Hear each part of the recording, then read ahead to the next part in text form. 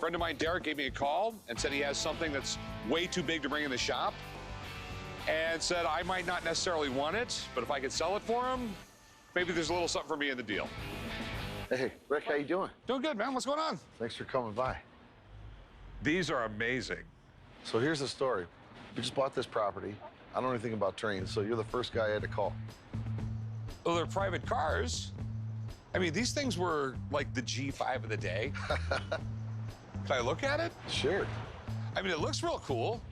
Did you pay extra for the trains? No, it came with the property. I'm Derek Stevens, and I'm the owner of the D Las Vegas Hotel and Casino. We were a little surprised that the property came with 2 trains, but if they're worth something of substance, then yeah, I'd love to sell them. We're going to be building on this property here, so these trains have to go somewhere. The most important thing is they've got to go to the right home. Wow. I mean, I drove by this thing a million times. I never thought it was like this inside. Yeah, this is like literally one of the ultimate displays of wealth back in the day. This was the Rockefellers, the Astors. It was like right around 1900 because you can sell that Victorian style with the velvet. Everything's tufted, you know, the gold roping and everything else like that. The more opulent, the better. This was $10 million in today's money. It really was. That's most likely a bed right there that pops out of the wall. The staff, that's where they would sleep. They're really wealthy. They would bring along their own cook. They would bring along some servants. You have a desk right here. You would have, like, guys that you're involved with business. Can I see the rest of it? Yeah, come on. This thing's like the size of a 747 almost. There's a bedroom. I mean, this is really, really impressive. There's probably a handle somewhere. You could take this another bed that would come down. It wouldn't surprise me. The couch also turned into a bed. I mean, you had your own bathroom, which is, I imagine, a lot nicer than the ones they had for the general public. Another really cool thing is that it's 110-volt AC. They were still competing between DC and AC at the time. So before you plug something in, you better know what you were plugging in. Next room. All right. We got the formal dining room over here. Wow. This is, this thing has just been sitting in downtown Las Vegas. You walk inside, and you're literally walking 110 years in the past. You think you can get $1 million for these 2?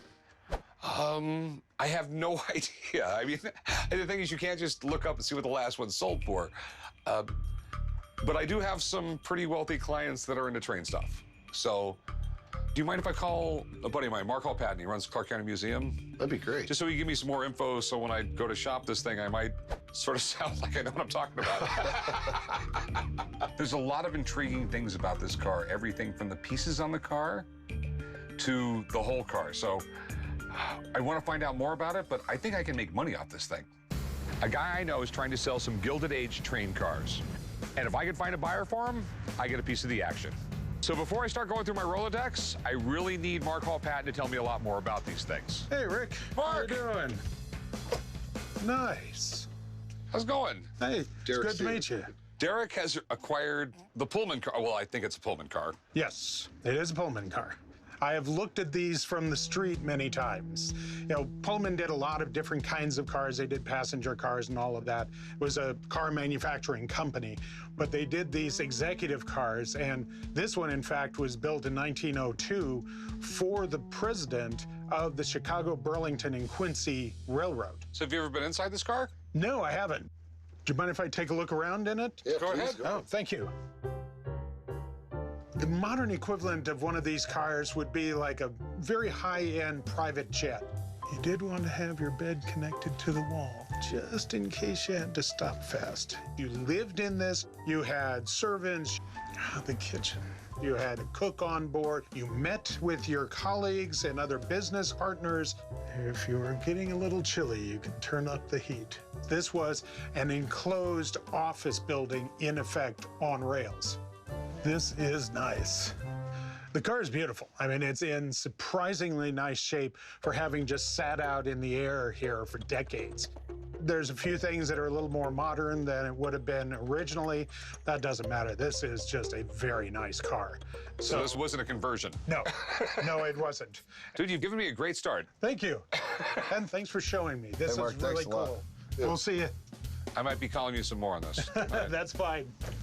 There are actually people that use these cars today that buy them and restore them and then will pay to hook them onto a freight train or something as a way of going across the country and recreating a lifestyle that's long gone. All right, dude, I think I can sell this thing. Well, I appreciate it. I just really just so nerding out on this thing. I absolutely love it. Like this thing even still works. To actually buy this thing and store this thing somewhere would cost a fortune. And it's way too much of a risk. So what I'm gonna try and do is I'm gonna try and find a buyer. I'm gonna have that buyer go direct to Derek, and I'm gonna make a little money in the middle. Mr. Brown and I got along famously. Why he tittled through a past, I caught the ball myself. It's got a name engraved on it. How did you end up with this? Sounds so fun.